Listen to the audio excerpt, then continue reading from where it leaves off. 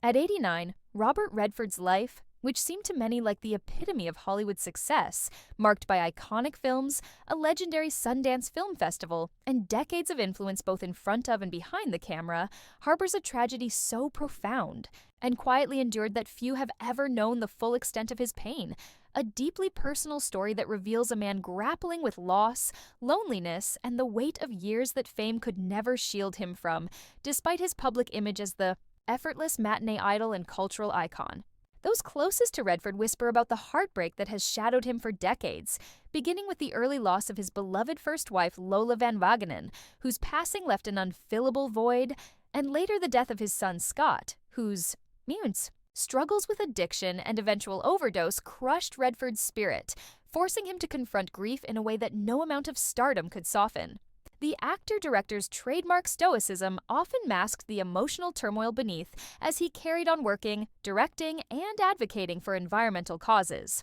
But insiders say that behind closed doors, Redford wrestled with feelings of guilt, regret, and a profound sense of isolation that fame only intensified, as the spotlight made privacy impossible and left him vulnerable to public scrutiny at his most fragile moments. Friends recall how Redford became increasingly reclusive in his later years, turning to nature and the solace of his ranch in Wyoming to find peace.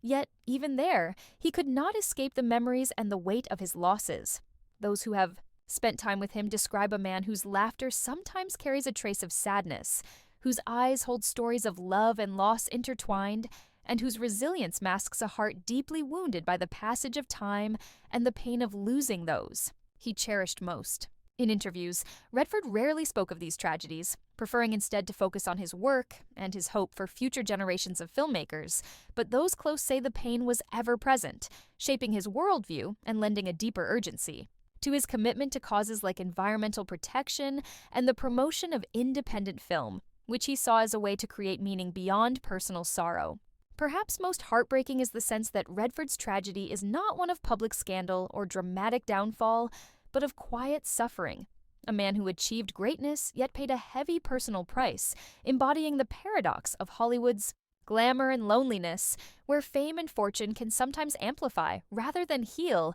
the deepest wounds. As Redford reflects on his long life, he reportedly expresses gratitude for the art, the friendships, and the legacy he leaves behind, but also a somber awareness that not all stories have happy endings, even for those who seem larger than life. The tragedy of Robert Redford at 89 is a reminder that beneath the silver screen's glitter lies the universal human experience of loss and endurance, and that sometimes the greatest strength is found not in the spotlight, but in the quiet courage to carry on despite heartbreak.